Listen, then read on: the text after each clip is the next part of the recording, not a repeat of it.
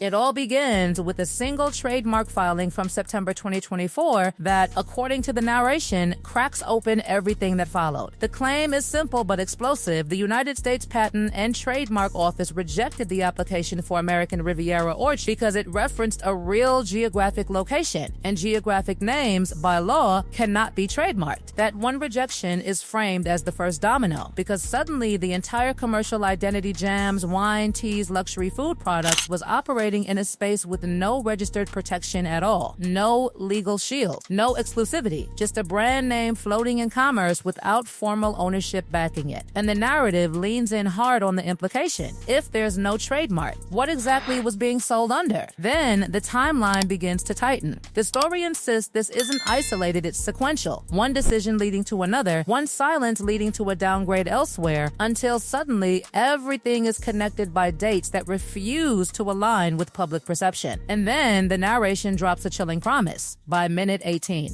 This will allegedly connect to Netflix, to representation agencies, and to contradictions in public relationships that no one has officially reconciled. But the real tension begins when the script shifts from filings to people, from paperwork to perception. It claims that in May 2025, two major outlets, Page Six and the Daily Mail, published entirely conflicting accounts of the same relationship in the same week. One describes warmth, exchanged flowers, birthday wishes, ongoing respect between Meghan Markle and former British Vogue editor Edward Enninful. The other claims no contact at all, no speaking terms, a complete break. And the narration hammers the contradiction. Both cannot be true, yet neither corrected the record. Silence becomes part of the evidence. And then the tone sharpens again, pushing into a deeper psychological layer of absence. Not arguments, not statements, just missing confirmations. The narration points to Oprah Winfrey's podcast list of closest friends' names spanning decades. Long-established relationships, carefully curated familiarity. But Meghan Markle and Prince Harry are not mentioned, not even in passing. No clarification, no correction, just absence sitting where inclusion might have been expected. Catastrophically bad things are going for Harry and Meghan. Archewell is essentially done. Any aspect of their charity has essentially collapsed completely, and it's been revealed for what it really always was, which is a publicity. So why does this matter right now in 2026? Because the script claims that contradictions didn't stay isolated, they multiplied. Page Six says one thing, Daily Mail says another, and both sit unchallenged. The narration frames this not as gossip, but as data points forming a pattern, relationships described as warm in one record and absent in another, with no official reconciliation between them. The implication builds slowly but deliberately if public narratives can diverge so sharply. What does that say about the reliability of everything built on top of them? Then the story escalates into what it calls Revelation 1, focusing on a Vogue cover dispute involving Edward Enninful. It describes negotiations, alleged requests for global cover placement, even a reported Zoom call involving Anna Wintour. But then, immediately, contradiction again, another source reportedly claims no such cover pursuit ever existed. We're completely and utterly willing to throw aside the people they were supposed to help, and now we have this situation where it's just artifice, it's just there for show.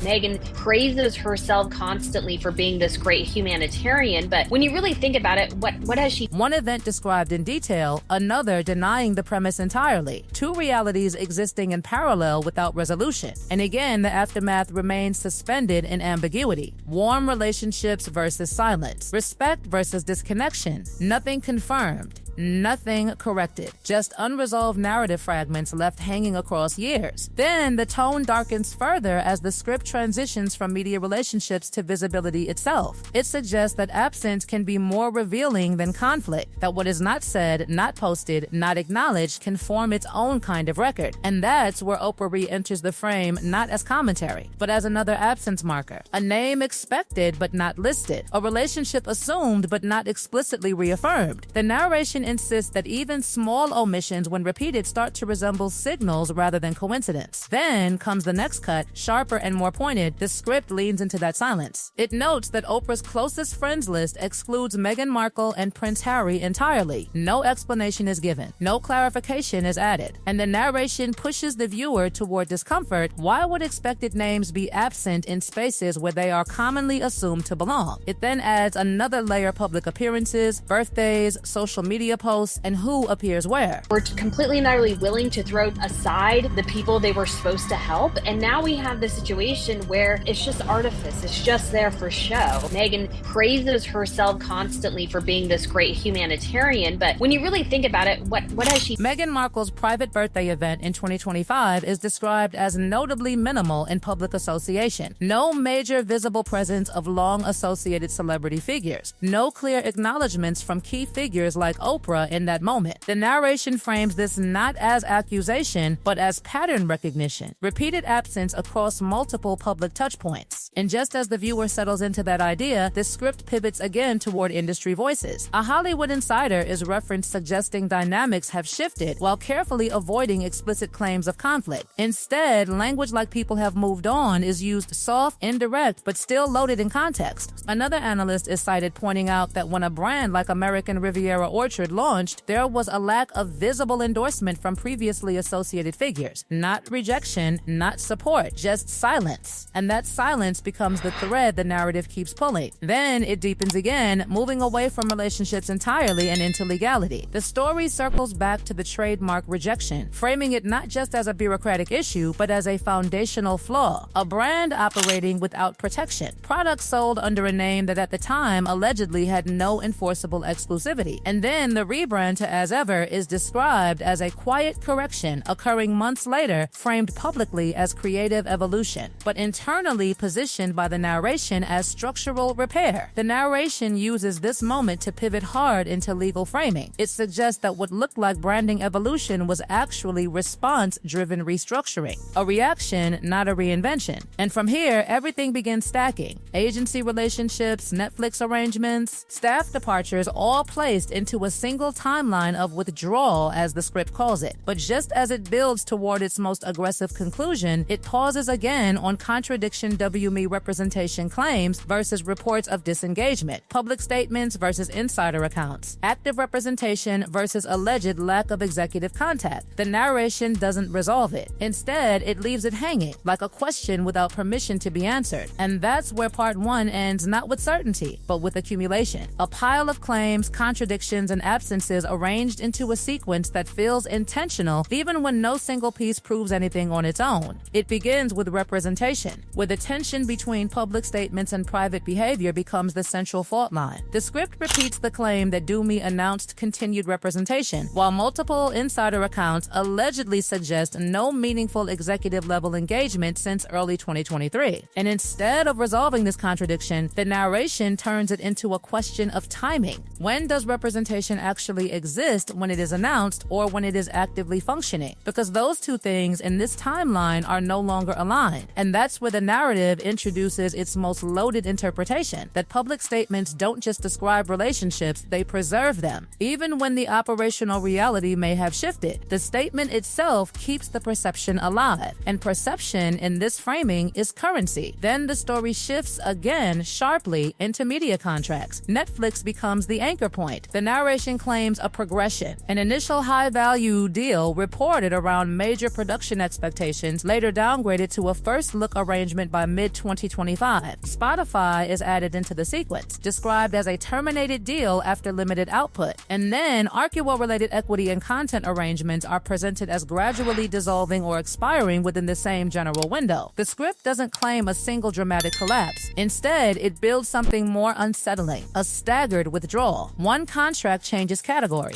Another ends quietly. Another expires without renewal. Each one individually explainable. But together, arranged in sequence, they form a pattern the narration insists cannot be ignored. Then comes the staff timeline, and this is where the tone hardens again. The script lists multiple senior departures across 2024 and 2025, including short tenures and closely timed resignations. Josh Kettler leaving after a brief period, Meredith Maines departing within the same year, and James Holt resigning days after another senior exit. The narration frames these not as isolated HR changes, but as structural instability concentrated at the top of operational roles. And then it adds a line that changes the tone entirely. The idea that a communication strategy only works if all parties adhere to it. Not failure, not disagreement, but misalignment. Strategy existing in documentation, but not fully executed in practice. The implication is subtle but powerful. Systems don't collapse loudly, they drift apart apart quietly until coordination no longer holds. Then the narrative escalates again, this time returning to the earlier theme of contradiction across institutions. It restates the idea that media coverage around relationships Vogue, Oprah, public friendships exists in competing versions. One version suggests warmth and continuity, another suggests distance or complete disengagement, and neither version has been formally corrected or unified into a single record. At this point, the script stops asking whether something ended and starts asking something more destabilizing. What if multiple versions of reality are being maintained at the same time, depending on which record you read? Then the most aggressive consolidation begins. The narration stacks everything together into a single sequence: trademark rejection, rebrand delay, agency ambiguity, contract reductions, staff departures, and conflicting media narratives. Each one is described as a separate category: legal, corporate, personal, but all allegedly moving in the same direction across the same timeline window. And this is where the script delivers its core framing: not collapse, not scandal, but structural disengagement. A slow reduction of alignment across every system that supports a public-facing brand ecosystem. Then comes the final reconstruction of the legal angle. The trademark issue is revisited not as branding inconvenient as exposure risk. Operating commercially under a name without protection is reframed as vulnerability. And when the rebrand arrives months later, it is presented not as aesthetic change, but as correction of a legal gap that had already existed for some time. From there, the Netflix and representation threads are layered on top of the same concept: reduced exposure, renegotiated scope, and shifting contractual weight. The script introduces the idea, carefully framed as definition rather than accusation, that when information provided at the time of agreement no longer matches operational reality, contracts often change form: downgrade, renegotiation, non-renewal. But even here, the narration avoids declaring wrongdoing. Instead, it leans on structure, patterns, timing. Then the final synthesis arrives. The script compresses everything into a single statement: multiple systems, all changing direction within the same multi-year window; legal identity shifting through trademark correction; corporate relationships adjusting through contract changes; operational teams dissolving through repeated departures; media narratives diverging without reconciliation. And instead of concluding with certainty, it ends by returning to the same question it started building toward: if public statements remain active while underlying relationships or systems shift, what purpose does the gap between them actually serve? Not accusation, not confirmation, just a lingering instability in the timeline itself, where every category points in the same direction, but none of them are fully aligned in explanation. And the final note is not resolution, it is continuation. Because in this story, nothing is officially closed, only rearranged, and the rearrangement itself becomes the real subject.